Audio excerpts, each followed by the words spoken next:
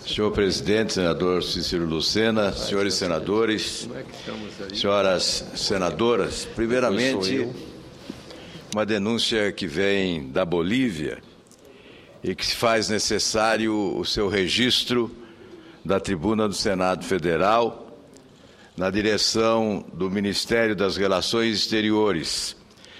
A oposição na Bolívia acusa o ministro patriota de limitar visitas ao senador Roger Pinto, asilado na Embaixada Brasileira desde maio do ano passado. Há poucos dias, elogiei o comportamento da Embaixada Brasileira na Bolívia ao oferecer proteção ao senador de oposição perseguido pelo governo do presidente Evo Morales, por ter feito denúncias de corrupção contra o governo boliviano. A oposição da Bolívia, neste domingo, acusou o chanceler brasileiro Antônio Patriota de ter ordenado que se limitem as visitas ao senador Roger Pinto, asilado há quase 10 meses na Embaixada do Brasil em La Paz. A denúncia foi feita por membros de uma igreja evangélica da qual Roger Pinto é integrante. Diz o senador Felipe Dourado, que também é da oposição: tenho ligado para a embaixada e finalmente contatei o funcionário mais alto em serviço, que me confirmou que o mencionado na carta dos pastores é correto. A representação diplomática brasileira, que não atende aos domingos, não comentou a denúncia até este momento. Nós lamentamos a decisão do chanceler patriota, que atenta contra os direitos humanos do senador de oposição, disse o senador Dourado à agência de notícia Fides. No começo deste mês, Patriota acertou com seu colega boliviano, David Choquenhuanca, a formação de uma comissão binacional para revisar o caso do senador Roger Pinto. É um senador de direita na Bolívia e que está na Embaixada do Brasil em La Paz, à espera de expedição do visto de saída, desde que Brasília lhe concedeu asilo em 29 de maio passado, em sua delegação diplomática. O político chegou argumentando sofrer perseguição política por parte do governo boliviano. Dourado disse ter recebido denúncia por escrito da parte dos pastores evangélicos e considerou a medida injustificada. Nós estamos aguardando a visita do ministro Patriota à Comissão de Relações Exteriores e este é um dos assuntos na pauta, para que o ministro Patriota ofereça ao Senado um relatório sobre o que está ocorrendo na Bolívia.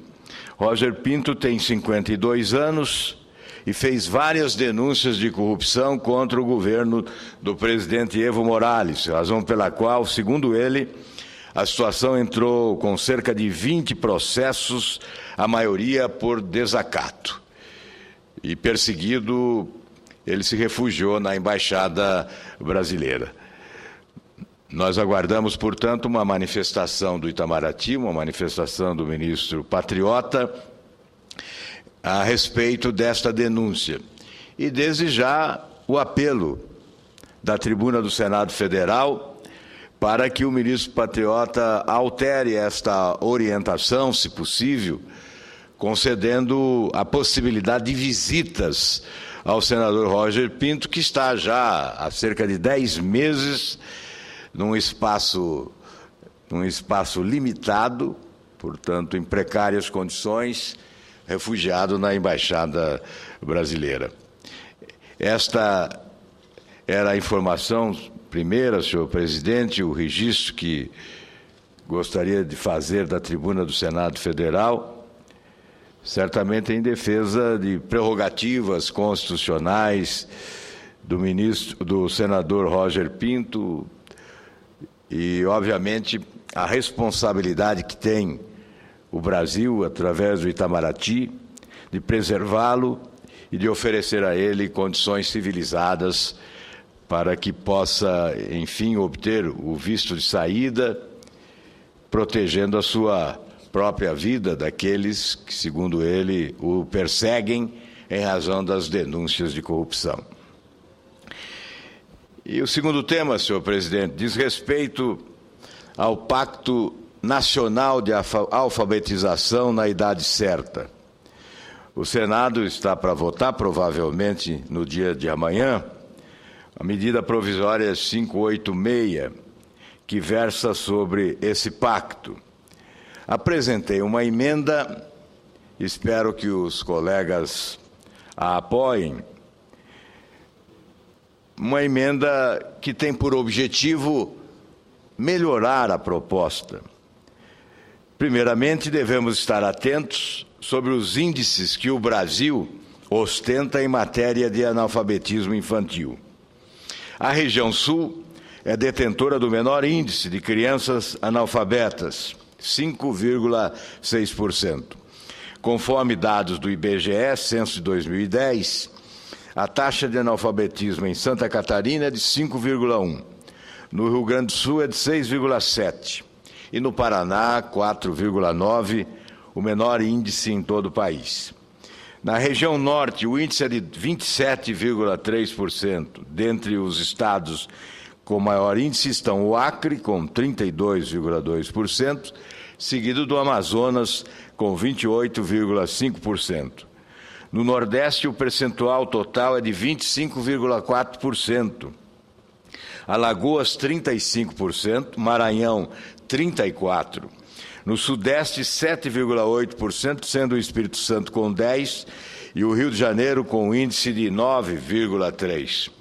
No Centro-Oeste, o total é de 9%, tendo Mato Grosso com 10,9% e Goiás com 9% de taxa de analfabetismo. O índice nacional é de 15,2%, uma marca nada alvissareira. Então, logo foi anunciado o Pacto Nacional de Alfabetização. Um dos pontos mais criticados pelos especialistas foi a meta estipulada pelo governo para alfabetizar as crianças aos 8 anos. Em sintonia com a opinião de qualificados estudiosos, fomos estimulados a apresentar uma emenda fixando a faixa etária de alfabetização dos estudantes até os 6 anos de idade. Na avaliação da consultora em educação, Ilona, pós-graduada pela FGV São Paulo, especializações pela Harvard e mestrado pela PUC do Rio de Janeiro, o mote de alfabetizar aos 8 anos, ao final do 3º ano do ensino fundamental, é péssimo. Foi uma escolha política confortável para o Ministério da Educação. Ela prossegue afirmando que a criança tem capacidade para se alfabetizar aos 6 anos. Estamos sendo pouco ambiciosos. A leitura de textos simples e a compreensão de um ditado, para citar como exemplos, poderiam se dar aos 5 ou 6 anos, como ocorre na maioria das escolas privadas, sustenta a mencionada especialista. Na mesma linha, opina Maria Isolda Sela de Arruda Coelho, secretária da Educação do Ceará. 8 anos é muito tarde.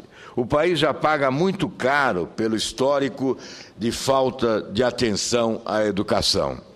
Então, se a ideia é mudar isso, temos de centrar esforços e apostar em metas mais ousadas.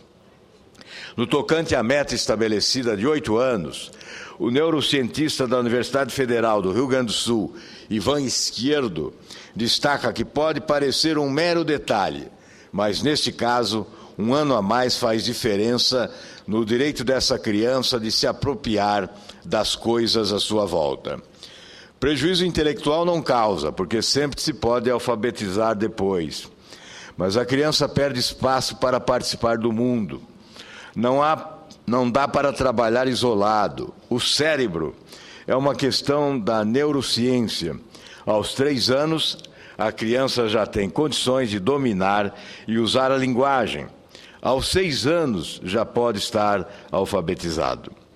o presidente do credenciado Instituto Alfa e Beto, professor João Batista Araújo e Oliveira, ressalta que 6 anos é a idade na qual se alfabetiza na maior parte dos países que tem um idioma com complexidade parecida à da língua portuguesa, considerada semitransparente, isto é, que tem razoável correspondência entre grafema e fonema.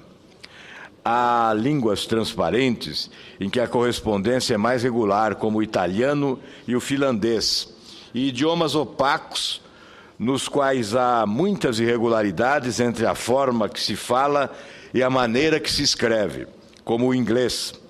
Nesses idiomas, o processo seria mais demorado.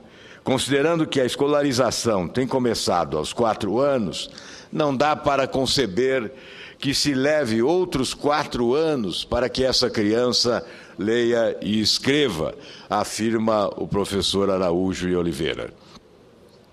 Em meio a essa torrente de análises, quero me associar em especial ao pesquisador da Faculdade de Educação da Universidade de Brasília, Antônio Testa. Ele reforça com muita lucidez e visão estratégica que o Pacto pela Alfabetização deveria ser trabalhado como uma política de Estado e não de governo. Ele afirma: minha preocupação é que esse pacto saia da agenda rapidamente, como ocorreu com o Programa Nacional de Segurança Pública com Cidadania, o PRONASSE, e não se perpetue como uma política de Estado. Um alerta que não pode ser ignorado nos faz refletir ainda mais sobre a moldura desse pacto. Outro ponto criticado diz respeito às avaliações periódicas. Segundo a professora da Faculdade de Educação da Universidade de São Paulo, Silvia Gasparian, não podemos cair na loucura frenética de avaliar de forma demasiada. Hoje, as avaliações acabam se sobrepondo umas às outras, as federais, as estaduais, as municipais e as da própria escola. Precisamos racionalizar as práticas de acompanhamento dos resultados. Para concluir, senhor presidente, reitero a disposição de submeter esta emenda e solicitar o apoio dos senhores senadores. Registro mais uma vez que a consultora educacional Ilona Bexhazi insiste que a prova concreta da possibilidade dessa alfabetização está nas escolas particulares. Se o aluno do colégio particular aprende a ler e a escrever no primeiro ano, por que a expectativa para quem depende da rede pública é maior? Inegavelmente, a alfabetização tardia é uma questão cultural e mudar esse paradigma impõe que as políticas públicas considerem, além do olhar dos pedagogos, a visão de outros cientistas, como nos mostra o neurocientista Ivan Izquierdo. Repito, aos 3 anos, a criança já tem condições de dominar e usar a linguagem. Aos 6 anos, já pode estar alfabetizada. Estaremos atentos ao desenvolvimento desse pacto no universo dos 5.182 municípios que aderiram. A educação infantil merece toda atenção. Portanto, o apelo ao final do pronunciamento para que esta emenda possa ser aprovada, estabelecendo os 6 anos de idade para a alfabetização no Brasil, nas escolas públicas brasileiras. Muito obrigado, senhor presidente.